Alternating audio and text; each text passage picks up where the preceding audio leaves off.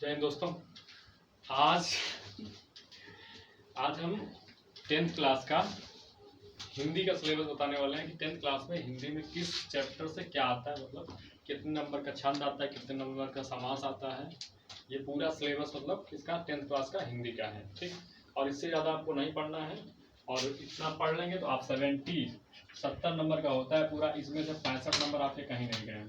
70 number का पूर्णांक होता है, इसमें से 65 नंबर कहीं नहीं गए। इससे ज़्यादा पढ़ना ही नहीं है, ठीक है। पहले सबसे पहले देखते हैं तो क्या है रस, ठीक है। रस जो पढ़ना है आपको, ये रस से 2 नंबर का क्वेश्चन आएगा, ठीक है। उसके बाद है अलंकार, अलंकार से कितना 2 नंबर का, ठीक। उसके बाद छंद आता है। रस में आपका करुण रस आ जाता है, हास्य रस होता है, ठीक है। करुण रस क्या होता है? ऐसी कविता जिसको पढ़ने पर क्या हो जाए, रोना आ जाए, करुण, ठीक है। और ऐसी कविता जिसको पढ़ने पर हंसी आ जाए, उसे हास्य रस हो जाता है, ठीक है। बस इतनी चीजें अभी और पढ़ाएंगे डिटेल से हम, ठीक। अलंकार में क्या होता है? अनुप्रास अलंकार, जब किसी वर्ण की बार बार आवृत्ति हो उसमें क्या हो जाता है, अनुप्रास अलंकार, ठीक है। जैसे एग्जाम्पल पढ़ोगे, चारु चंद की चंचल किरणें खेल रही हैं जल थल में। चारु चंद की चंचल, चार क्या बार बार आ रहा है ना, ठीक है। बैठे चना चबाएं। देखो छंद क्या होता है, छंद में दोहा आ जाता है, आपका सोरठा आ जाता है, ठीक। दोहा तो पढ़ोगे ना सब लोग, दोहा रामायण में है।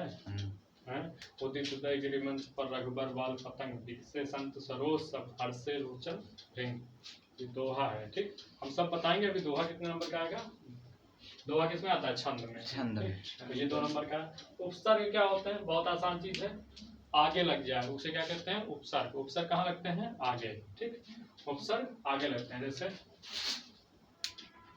आ, ठीक है। आ प्लस मान क्या हो जाएगा, अमान, ठीक है, ठीक। अनु प्लस भाव क्या हो जाएगा, अनुभव। तो ये जो आगे लगते हैं इनको क्या कहते हैं, उपसर्ग कहते हैं। क्या कहते हैं, उपसर्ग। तो उपसर्ग कितने नंबर का आएगा, 3 नंबर का है। 6 उपसर्ग दिए रहेंगे, उनसे क्या आएगा कि इनमें से किसी 3 का उपयोग करके आप क्या बनाइए, शब्द बनाइए, ठीक है। ट्रेन चली जाने दो यार, ठीक है। तो उस पर उपसर्ग समझ गए। अब आते हैं प्रत्यय पे। प्रत्यय क्या होता है, पीछे लगता है, जैसे पन, पन पीछे लगा होगा, बचपन है, बचपन, ठीक है। पन लगा है पीछे, जैसे आहट, आहट पीछे लगाओ इसको, कड़वाहट, ठीक। ये कहाँ लग रहा है, पीछे लग रहा है प्रत्यय, ठीक है। प्रत्यय कितने नंबर का आएगा, 2 नंबर का। समास 2 नंबर का आएगा, समास पढ़ाएंगे, ठीक है। तद्भव तत्सम, तत्सम क्या होते हैं, संस्कृत के शब्द होते हैं, ठीक है। तद्भव तत्सम का जो खराब रूप होता है, ठीक। जैसे दूध, दूध क्या है, तद्भव है, क्या है, लेकिन कहते हैं दुग्ध, क्या हो जाएगा, तत्सम, ठीक। कान क्या है, तद्भव है, कहते हैं कर्ण, तत्सम हो जाएगा, ठीक है। समझ गया, यही चीज है, और याद हो जाएगा आसानी से। पर्यायवाची जानते ही हो, पानी की पर्यायवाची नीर, रेल स्टेशन में पानी खरीदो, रेल नीर लिखा रहता है ना भाई, रेल नीर लिखा रहता है, रेल नीर। ये नीर क्या है, पानी का पर्यायवाची है। तब तुम रेल नीर मतलब रेल का पानी, ठीक है। तो इस तरीके से पर्यायवाची याद हो जाएगी, ठीक है। 2 नंबर का। संधि 2 वर्णों को जोड़कर बनता है, संधि कर दें, ठीक है, मिलाना। संधि 2 नंबर की आएगी, सब पढ़ेंगे। विभक्ति और वचन कितने नंबर का, 2 नंबर का, ठीक। विभक्ति और वचन कैसे होता है, जैसे कोई दे देगा, कहेगा किस विभक्ति की है, चतुर्थी विभक्ति का है,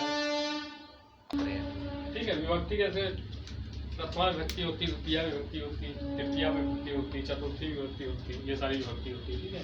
एक वचन बहुवचन है, एक वचन द्विवचन बहुवचन होता है, वो सब बताना होता है, ठीक। उसके बाद यहाँ पे देखो धातु, धातु में लकार बताना होगा, कहेगा किस धातु का है, उसके बाद लकार बताओ, 5 लकार होते हैं, ठीक। और उसके बाद कहेगा किस पुरुष का है, ठीक।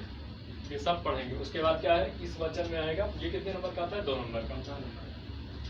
संस्कृत में अनुवाद 2 सेंटेंस रहेंगे, मतलब 2 वाक्य रहेंगे, उनका अनुवाद करना रहेगा, ठीक है, संस्कृत में, ठीक। उसके बाद निबंध आ जाएगा 6 नंबर का, निबंध का 6 नंबर का आ जाएगा।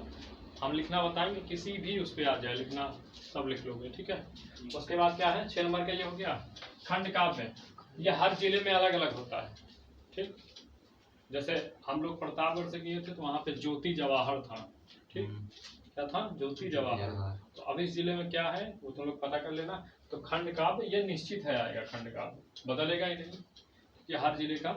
अमेठी जिला है ये, पता नहीं कौन सा आता है, पता करना है, ठीक है। तो 3 नंबर का ये आ जाएगा। उसके बाद संदर्भ, ठीक, अनुवाद करना रहेगा। मतलब क्या, एक संस्कृत का क्या दिया रहेगा, पैसेज दिया रहेगा, ठीक। संस्कृत का गद्यांश दिया रहेगा, या तो तुम गद्यांश का संदर्भ लिखो और उसका अनुवाद करो, या अथवा में करके क्या दिया रहेगा, एक श्लोक दिया रहेगा, तो कहेगा श्लोक का अर्थ लिखो और श्लोक का संदर्भ लिखो, ठीक। तो ये आ जाएगा तुम्हारा कितने, 1 नंबर का तुम्हारा संदर्भ हो जाएगा और अनुवाद 3 नंबर। उसके बाद कहेगा अपनी पाठ्य पुस्तक का एक श्लोक लिखो, क्या, एक श्लोक लिखना है जो पेपर में ना आया हो, लिखा रहेगा जो प्रश्न पत्र में ना आया हो, है नहीं तो पेपर में आया वही वाला छाप दो भैया, ठीक। लिखा रहेगा कि एक श्लोक लिखना है अपनी किताब का जो प्रश्न पत्र में ना आया हो। तो इसलिए 3-4 याद कर लो, नहीं तो मतलब नहीं एक याद करे हो वही पेपरों में आ गया तो फिर है। तो ये सब निश्चित चीजें हैं। श्लोक आएगा 2 नंबर का। संस्कृत में प्रश्नोत्तर आ जाएगा कितने नंबर का, 2 नंबर का, ठीक। जीवन परिचय किसमें, पद्य में, ठीक है। 2 है ना, पद्य जो चीज गाई जाती है, जैसे कविता हो गया ये सारी, उसको कहते हैं पद्य। तो वहाँ पे क्या होता है, कवि, कविता कौन लिखता है, कवि, तो कवि का जीवन परिचय आएगा 3 नंबर में, ठीक। और उसके बाद ज्यादा कुछ नहीं लिखना है। जब हम लोग पढ़ते थे तो ये आता था 10-10 नंबर का जीवन परिचय, बहुत लिखना पड़ता था कम से कम 1 पन्ना में। उसके बाद जीवन परिचय लेखक का आ जाएगा, गद्यांश वाला 3 नंबर का ये, ठीक है। उसके बाद क्या आएगा, गद्यांश रहेगा, एक क्या रहेगा, गद्यांश। उस गद्यांश में क्या होगा, 3 प्रश्न रहेंगे। कहेगा पहले गद्यांश को पढ़ो अच्छे से, ठीक, आराम से पढ़ना है, टाइम बहुत रहेगा, ठीक है। गद्यांश को आराम से पढ़ना है, टाइम बहुत रहेगा, ठीक। तो उसको क्या करना है, पढ़ना है। उसके बाद कहेगा कि इस गद्यांश का संदर्भ लिखिए, ठीक। तो उसका संदर्भ लिखोगे तो 2 नंबर मिल जाएंगे, ठीक। उसके बाद कहेगा रेखांकित, गद्यांश में कुछ रेखांकित भाग होंगे, रेखा खींची रहेगी कुछ के नीचे, ठीक। कुछ सेंटेंस होंगे, वाक्य होंगे, उनके नीचे क्या होगा, रेखा खींची, रेखांकित। कहेगा रेखांकित भाग की व्याख्या कीजिए। तो रेखांकित भाग की व्याख्या तभी कर पाओगे जब उसके आगे की लाइन पढ़े रहोगे और पीछे की, मतलब पूरा लेसन तुम्हें याद होना चाहिए कि ये पैसेज किस लेसन का है, ठीक, तब तुम बता पाओगे। उसके बाद 2 नंबर का और एक क्वेश्चन रहेगा जो उसी गद्यांश में मिल जाएगा पढ़ने पर, ठीक। तो ये हो गया। पद्यांश की बात करें तो पद्यांश में भी क्या लिखना रहेगा, 1 नंबर का संदर्भ लिखना रहेगा, ठीक है। और उसके बाद पद्यांश की व्याख्या 4 नंबर की, और काव्यगत सौंदर्य लिखना होगा। क्या लिखना होगा, काव्यगत सौंदर्य। इसमें क्या आता है, जैसे कोई कविता है उसको पढ़ के तुम्हें क्या फील हुआ है, मान लो तुमको फील हुआ हास्य रस, हंसी आ गई पढ़ के, तो काव्यगत सौंदर्य में लिखोगे कि इसमें रस कौन सा है, हास्य रस, ठीक है। मान लो वर्ण की आवृत्ति बार बार हो गई, जैसे इसमें हो रही चांद चंद की चंचल किरणें, इस तरीके से किसी वर्ड की बार बार आवृत्ति हो गई, यहाँ लिख दोगे अलंकार कौन सा आ गया, अनुप्रास अलंकार आ गया, ठीक। और तुमको ये पढ़ के लगा कि यार ये दोहा है, तो लिख दोगे छंद क्या है, इसमें छंद कौन सा है, दोहा है। तो यही चीजें होती हैं कि इसमें क्या कहते हैं, काव्यगत संदर्भ में क्या होता है, पढ़ के देखो कि ये कौन सा रस है, इसमें कौन सा अलंकार है और कौन सा छंद है, ठीक। यही होता है क्या, काव्यगत सौंदर्य में, ठीक। आगे क्या है, हो गया। उसके बाद गद्य और पद्य साहित्य का इतिहास, 5 नंबर के क्वेश्चन आएंगे गद्य साहित्य के इतिहास से, ठीक है। और 5 नंबर के क्वेश्चन आएंगे पद्य साहित्य के इतिहास से, ठीक। और गद्य और पद्य साहित्य का इतिहास का ही क्वेश्चन सबका गलत होता है। ये 10 नंबर इसका सही हो गया, तो इसमें है ही क्या यार, ठीक। तो ये सारा पूरा सिलेबस था किसका, 10th क्लास का, और ये टोटल कितना हो गया तुम्हारा, 70 नंबर हो गए। उसको आराम से पढ़ोगे, गलती होने के चांसेस कहाँ रहते हैं, पद्य साहित्य के इतिहास या गद्य साहित्य के इतिहास में, क्योंकि इतिहास क्या है, बड़ा है, कहाँ से पूछ लेता है कुछ पता है, ठीक। लेकिन इतना पढ़ो, गलत ये भी नहीं होना चाहिए, इतना नहीं आ जाता है। ठीक, ज्यादातर गद्य साहित्य के इतिहास में क्या होती है, रचनाएं पूछ लेगा। ठीक है, कहेगा ये रचना किसकी है? तो उसको क्या होगा, जीवन परिचय में जब पढ़ोगे तो उनकी रचनाएं भी याद करते जाओगे तो वहीं से ये मिल जाएगा। ठीक है, तो ये पूरा क्या हो गया तुम्हारा हिंदी का सिलेबस इसका 10th क्लास का। और इतना नोट कर लो, इससे ज्यादा पढ़ना नहीं है, अभी से पढ़ना शुरू कर दो। अभी से पूरा बोर्ड एग्जाम का ना देखो, अभी से ही पूरा एकदम पढ़ो और पेपर सॉल्व करो। हैं, हर संडे को लेके बैठ जाओ और 70 नंबर में, फिर 70 में देखो कितना कर पा रहे हो। 70 में 65, 70 में 70 करने की कोशिश करो। ठीक, तो एग्जाम में 65 नहीं तो 60 तो हो ही जाएगा, और 60 नंबर मिलेंगे तो हम तुमको बताए हैं। ठीक, अगर हर सब्जेक्ट में 60 मिले तो 5 सब्जेक्ट है ना, 6 सब्जेक्ट कितना है, 6 सब्जेक्ट है तुम्हारा। ठीक, और हर सब्जेक्ट में कितना 60 मिल गया। ठीक, 60 मतलब क्या, 60 मिला 70 में, चलो 30 90 मिल जाएगा, 90% आ जाएगा तुम्हारा। ठीक है, कैसे देखो, इसको रफ कर देते हैं फिर समझा देते हैं तुम लोग को। ये सपना नहीं दिखा रहे हैं, ये सही बात है। ठीक है, इसमें कोई सपना नहीं दिखाया जा रहा है, ये सही बात है और होगा ऐसा ही। देखो 60 आ गए हिंदी में, 60 इंग्लिश में आ गए, 60 मैथ में आ गए, 60 हो गया तुम्हारा साइंस में, और 60 हो गया SST में, 60 हो गया आर्ट में। ठीक, आर्ट में जाता है। ठीक, हो गया 60 लेते हैं बस, 10 नंबर छोड़ देते हैं सब में, इतना हो गया। अब ये क्या है तुम्हारे 70 में से 60 है, 30 नंबर क्या होगा प्रैक्टिकल से मिल जाएगा तुम्हारे स्कूल से।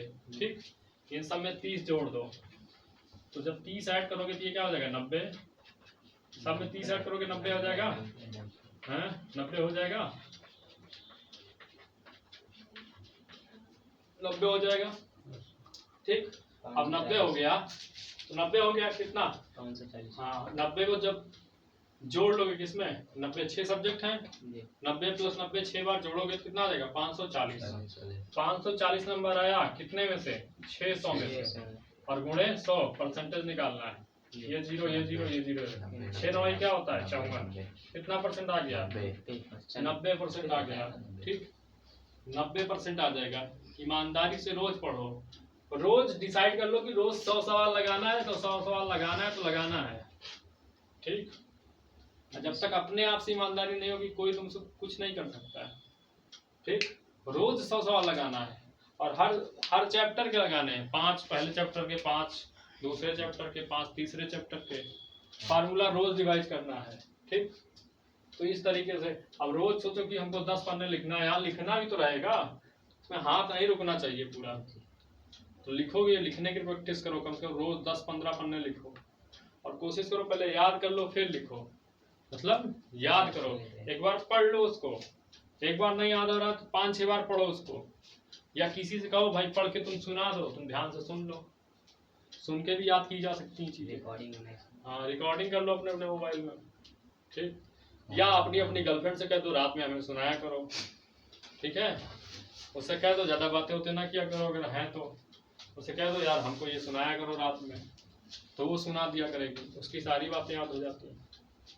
रात फोन पे जिससे बतियाते हैं, किसी से भी, गर्लफ्रेंड से नहीं, मम्मी पापा या भाई बहन से जिससे भी बतियाते हैं, फोन पे जो बतियाते हैं कंसंट्रेशन बहुत अच्छा रहता है, पूरी बात याद हो जाती है। 3 घंटे बतियाएगा, 3 घंटे की एक बात याद हो जाती है, और मजबूरी है याद करना तुम्हारी, नहीं याद करोगे तो कहेगी बताओ मेरी बात नहीं याद कर पाते हो तुम लोग, हैं तुमको मेरी बातें नहीं याद रहती, प्यार क्या करोगे हमसे, हैं? अब बात का प्यार से क्या मतलब हैं, सोच में पड़ गया ये।